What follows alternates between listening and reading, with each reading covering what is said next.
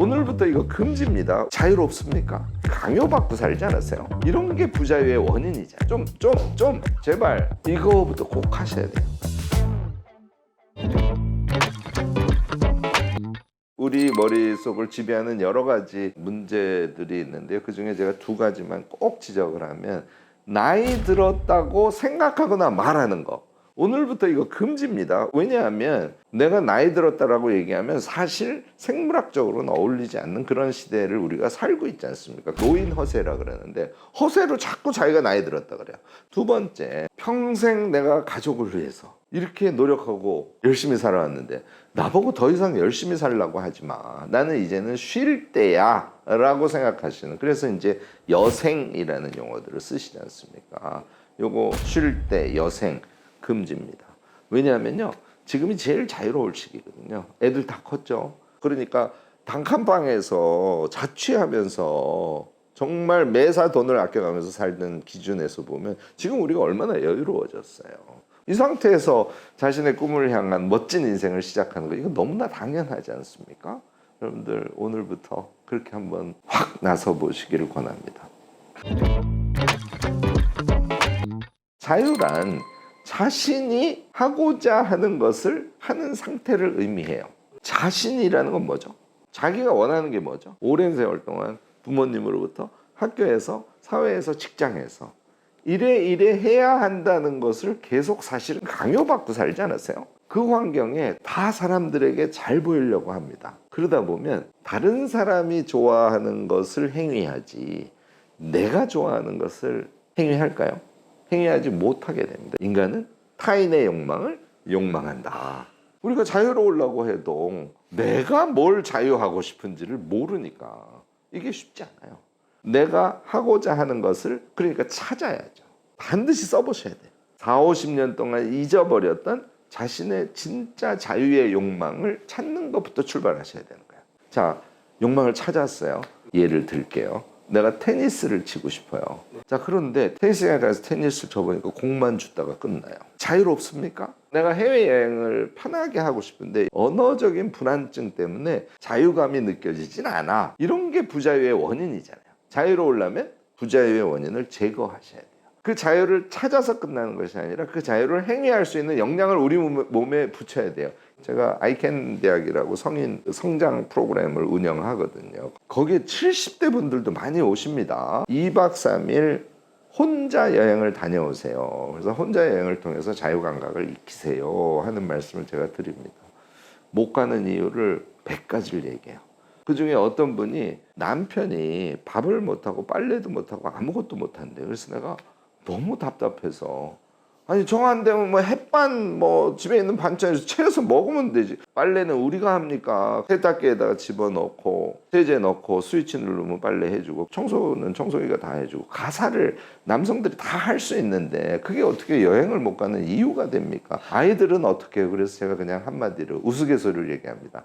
2박 3일 동안 좀 버려봐. 아이 버리고 가정 버리고 모든 거 버리고 자유로운 행위를 해보시라고 해요. 무슨 얘기를 하고 싶은 거냐면, 우리의 사회 통념이나 우리의 사회 문화가 우리의 자유를 속박합니다.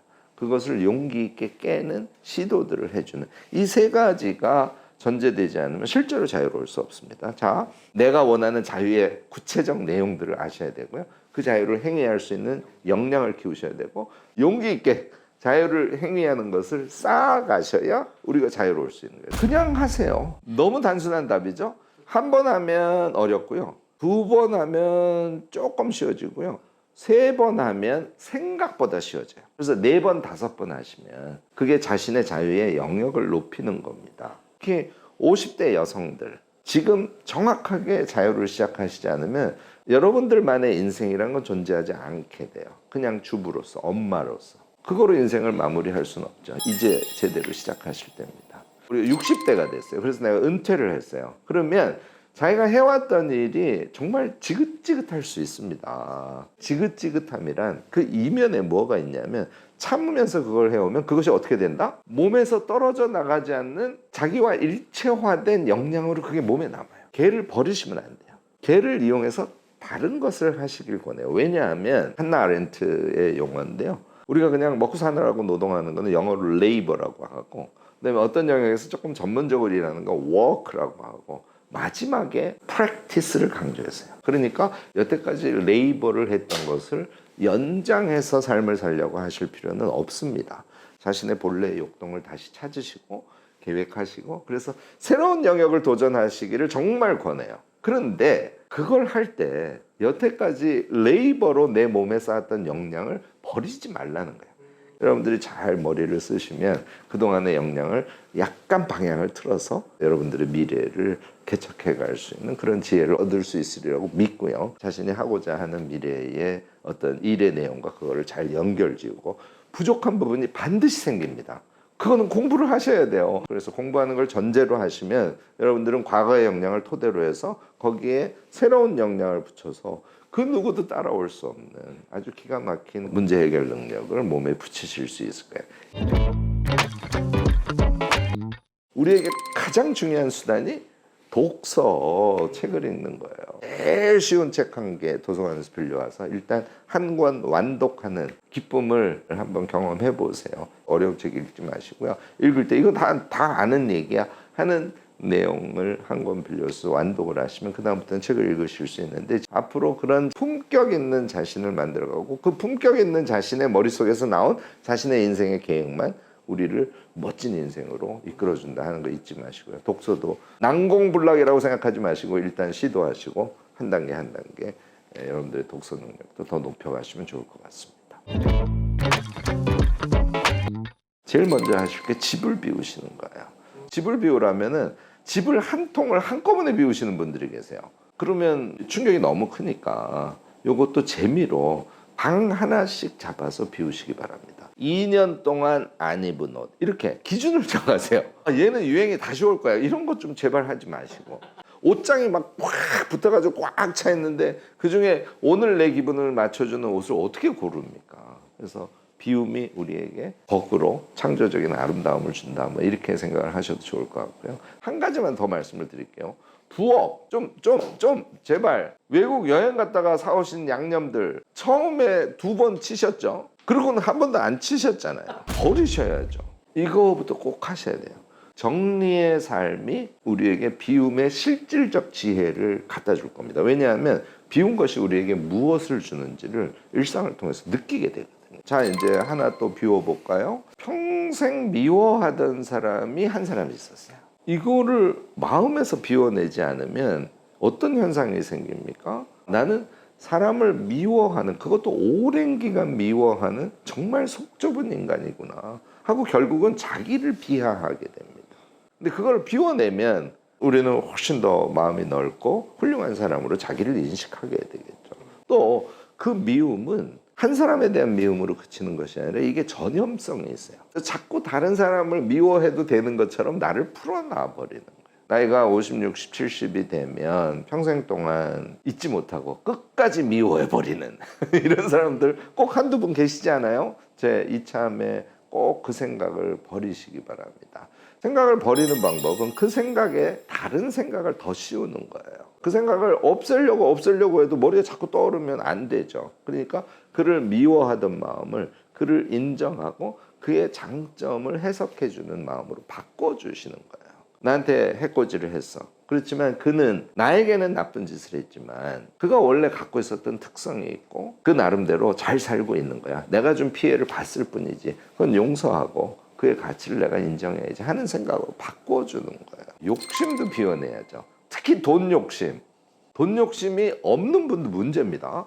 가난하게 살아서는 현대사회에서 행복 추구하기가 어려워요. 아까 제가 테니스 한 달 레슨 받으라 그랬는데 레슨 받을 돈이 없으면 행복할 수 없는 거잖아요. 그래서 경제적 추구는 반드시 하셔야 됩니다. 그런데 욕심을 갖는 분이 계세요.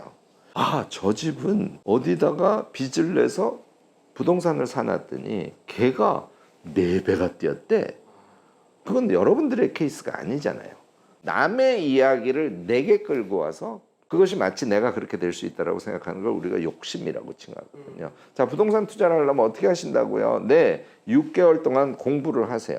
예를 들어서 각 지역의 역세권, 아파트 이름들, 매매가와 전세가의 차이, 걔를 지수화해서 뭔가를 표시를 해. 내가 어디에다가 뭘 투자해야지 하는 걸 내가 분석할 수 있어. 이런 걸 뭐라고 한다고요? 역량. 그 역량이 있으면 욕심이 아니라 자유롭게 부동산 투자를 할 수 있는 거 아니에요. 그래서 욕심은 버리고 역량으로 자유롭게 그 얘기를 하시는 거예요. 저는 기록학자니까 기록을 수단으로 해서 한 가지만 딱 제안을 할게요. 보통 하루를 어떻게 지낼지 생각하시잖아요. 그럴 때 다이어리를 펼치고요. 오늘 내가 나를 자유케 하고자 하는 일을 한 가지씩만 쓰시는 거예요. 오늘은 저 친구를 만나야지. 오늘은 점심은 절대로 안 만들어. 오늘은 저 책을 읽을 거야. 종류는 너무너무 많아요. 매일 새로운 거 한 가지씩을 아침에 쓰시고요. 그 쓰신 것을 실천함으로써 자신의 삶을 더 사랑하는 사람이 되시길 꼭 권합니다. 와이즈 여러분들, 오늘 내가 자유하고 싶은 바를 한 가지씩만 쓰세요. 그것이 여러분들의 자유로운 미래 인생을 열어줄 겁니다.